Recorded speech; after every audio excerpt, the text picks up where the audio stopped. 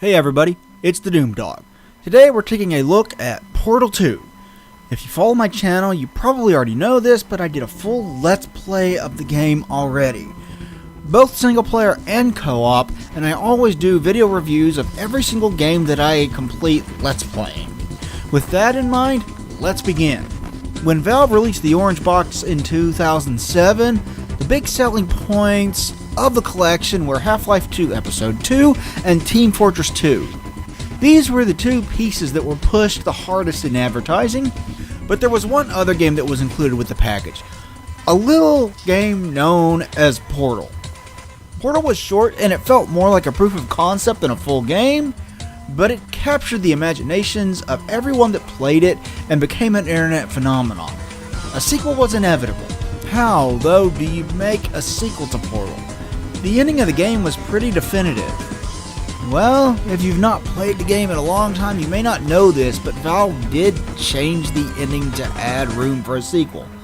Essentially, you get dragged back to the facility. It is a very minor addition, but it does explain how the sequel exists in the first place. In Portal 2, you play as Chell once again.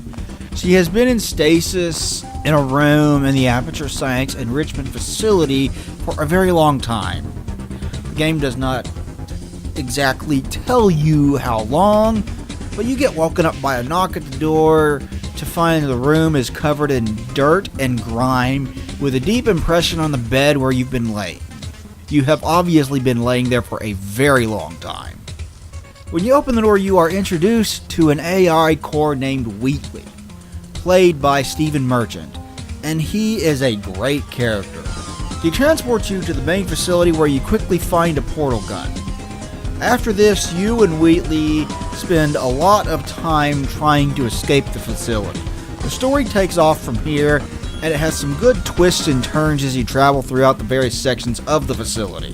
One thing this game excels at far more than the first game is environmental storytelling. It was pretty good in the first game, but it takes it to a whole new level here. Towards the beginning, you see the facility in disrepair as nature seems to be taking back over. You'll see Gladys gradually repair the facility as you travel through it, and you will travel through old portions of it where you will see offices with time-appropriate technology in them and different looks to the different portions of the facility. It is all very well done, and it makes it a joy to see what the game will throw at you next. The game also has quite a few scripted sequences. There are far more of them in this game than anything that was in the first game, and these are used for some far more impressive storytelling sequences. You will see parts of the facility moving around you. You will see walls being rebuilt. You will see assembly lines, and they are all gorgeously put together bits of storytelling. The real star of the show are the characters. Gladys is back, and she is just as snarky, evil, and funny as ever. This game will take you to some unexpected places with her, and she will change and evolve as a character over the course of it. It is well handled. Beyond her, I already mentioned Wheatley. He's a bumbling idiot, but he's a charming bumbling idiot. You cannot help but laugh at him and love him at the same time. The star of the show, though, is Cave Johnson. Cave Johnson is the charismatic scientist and businessman that built Aperture Science from the ground up. When you reach the old sections of the facility, you start to hear a lot of pre-recorded messages of him. You never see him in person, you never interact with him, but you get a pretty good handle on how Aperture Science changed and evolved over the decades and how it took a toll on Cave. He is easily the funniest character in the game, and he is expertly played by the always wonderful J.K. Simmons. His performance here has shades of J. Jonah Jameson from Sam Raimi's Spider-Man trilogy, and it absolutely steals the show in this game. The old parts of the facility are the best parts of the game, and he is a large part of the reason why. There are a couple of aspects of the story that are questionable or just flat out do not work.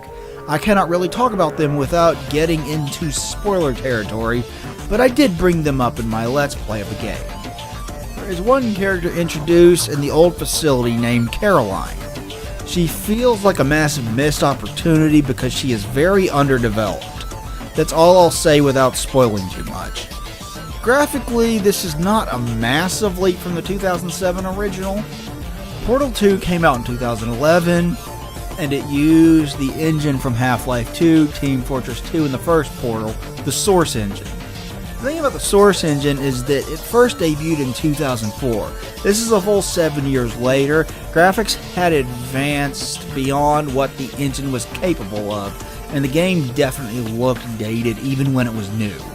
Don't get me wrong, they really pushed the Source engine here, and it has improvements over what it was originally. The lighting, for example, is significantly improved from what it was in Half-Life 2. Portal 2 is still a far cry from ugly and is more advanced on a technical level than any Source game prior to this. It didn't look bad, it still doesn't. This is a testament to how powerful the engine really was at the time of Half-Life 2's release. It just did not look up to modern standards back then. What really helps Portal 2 out graphically is the wonderful art design. It takes the sterile lab environments of the first game and turns them on their head. They're now covered in dust and debris. And the early sections have quite a bit of plant life, injecting a lot of color into the world that was not there in the first game. Half-Life has a distinct look, and this fits well within the Half-Life universe. On an artistic level, Portal 2 looks great and holds up extremely well. The sound design is absolutely wonderful. Much like the first game, you are alone in the test chambers, and they tend to be eerily quiet, and this works well in the game's favor. The silence is only broken up by things like the voices of the turrets as they try to kill you, and the quiet swirling noise of the tractor beams. Beyond this, you are left up to your own devices to solve puzzles in an almost entirely empty facility. Not one single ounce of the awesome atmosphere of the first game is missing here. It's great. The voice acting is also top-notch. This game has some of the best voice acting in any game you will ever play. Ellen McLean as GLaDOS, Stephen Merchant as Wheatley, and J.K. Simmons as Cave Johnson all turn in excellent performances. GLaDOS has the same dry sarcasm that made her so great in the first game, but it also builds on that as she grows and changes as a character. Cave Johnson has emotional outbursts and is prone to fits of anger. You can sense his mental state deteriorating as you travel through the facility. Wheatley is immensely likable and incredibly charming while being completely clueless and oblivious. It all makes their characters much more memorable. Valve knows how to properly utilize music in their games.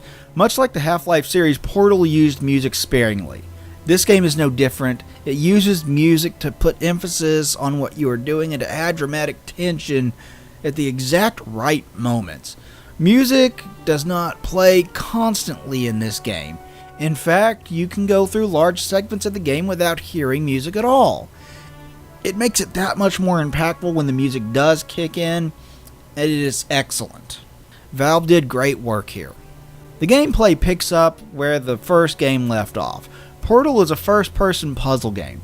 In it you have a gun that shoots two ends of a portal, an entrance and an exit. And you can use those two to jump quickly between two different spots. Momentum carries through the portal as well. If you're moving quickly when you enter one end of the portal you created, you will be moving quickly when you come out the other end. This can be utilized for long or high jumps. Portal 2 also introduces a number of new elements though. You have a new cube that redirects lasers and can be used to aim lasers at different points in the map. There are tractor beams that let you carry boxes or yourself across gaps or two buttons. There's even buttons that allow you to reverse the flow of the tractor beam so it pulls objects toward them instead of pushing them away from it. Beyond this, you have a variety of new liquids to play with called gels. These gels, in my opinion, are the coolest new addition to the game. There are 4 types of gels. Orange gels allow you to run faster along its surface. Blue gels allow you to jump higher than normal. White gels allow you to create new surfaces to create portals on. Anywhere that you splatter the white gel, you can create a portal there. The clear gel allows you to wash gels off various objects. Let's say you have a cube that you put blue gel on to make it bounce. If you do not want it to bounce anymore, you can wash it off with the clear gel.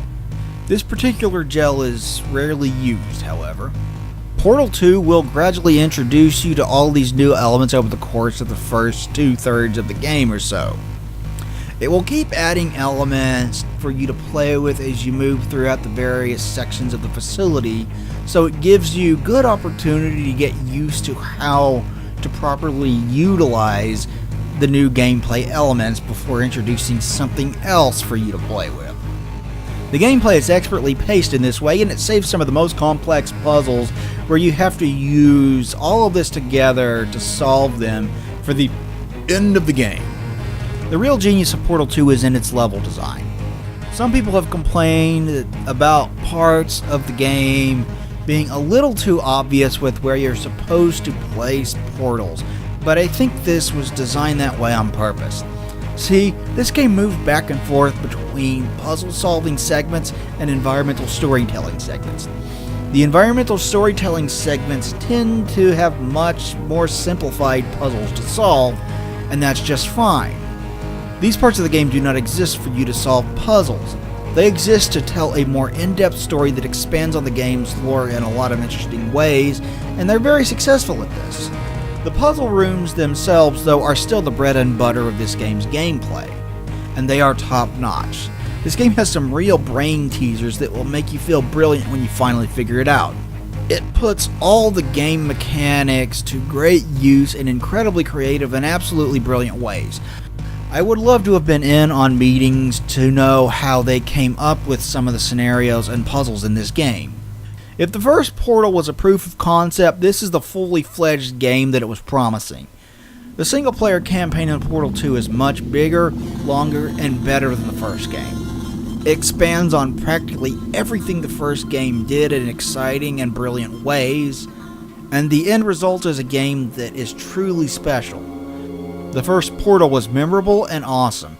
This is far better and would be enough if the single-player campaign was all we got. We didn't, though. Valve saw fit to give us a multiplayer campaign as well. That's right, Portal 2 has co-op for 2 players. And it has its own story with plenty of new dialogue from GLaDOS. In it, you and a buddy take over a couple of robots named Atlas and Peabody.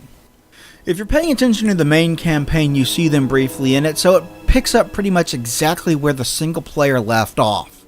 GLaDOS has the two of you go through a bunch of test chambers as she has you search for a vault that she believes contains a lot of new test subjects in stasis. You do not deal with any of the other characters in this mode. There's no more Cave Johnson, there's no more Wheatley, or any of the other cores like there is in the main campaign. Much like the first Portal, it's really just you, your buddy, and GLaDOS. The story is simpler as a direct result, but you get a lot of new and wonderful dialogue from GLaDOS. I would never say no to more of her character. As you probably already guessed, you and your friend both have portal guns, which means 2 sets of portals instead of 1. This creates new mind-bending possibilities for puzzles that can even be more complex than the ones in the main game. The level design is once again excellent, and it makes great use of the fact that there are now twice as many portals to play with. There are probably puzzles here that will have you scratching your head and feeling brilliant when you finally figure them out. Communication is key here. I would recommend playing through this mode with a friend instead of a complete stranger, because talking to each other is absolutely paramount to solving the puzzles in this mode. Thankfully, Valve gave you tools to help you along the way. You have things like a 3-second timer and a pointer to point where you think portals should go, and these are a godsend when solving puzzles, especially since you probably will not be in the same room as the other person. All in all, this mode is a lot of fun. It will probably give you an additional 5 to 6 hours of playtime as you play through it. It is shorter than the main campaign, but it isn't an afterthought either. You can tell that a lot of work and a lot of passion went into making this co-op mode the best it could possibly be. Between the single player and co-op modes, this game is the complete package, and it will keep you busy for a good 15 to 20 hours to finish all of it on your first time through, depending upon how quickly you figure things out. This game is packed with content, and it is all great. It is absolutely worth every penny. It is one of the best and most creative puzzle games ever made, and it has my highest recommendation. Play Portal 2 if you haven't. You won't regret it. It's a masterpiece that comes close to the greatness of Half-Life 2. It really is that good. You can pick up Portal 2 on the PlayStation 3, the Xbox 360, or the PC. The PC version is obviously the best looking version of the game with the best frame rate. And it is old enough at this point that most people will have no problem getting it to run extremely well. The console versions are no slouch though. Valve gave extra attention to the PlayStation 3 version as an apology for the state of the orange box on the console. And it really shows. It's an excellent version of the game. The Xbox 360 version is also playable on the Xbox One and has Xbox One X support, allowing you to play it in 4K as well.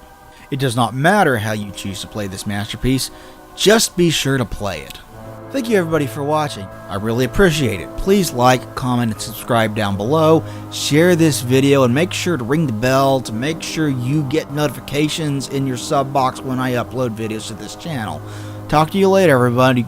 Doomdog out.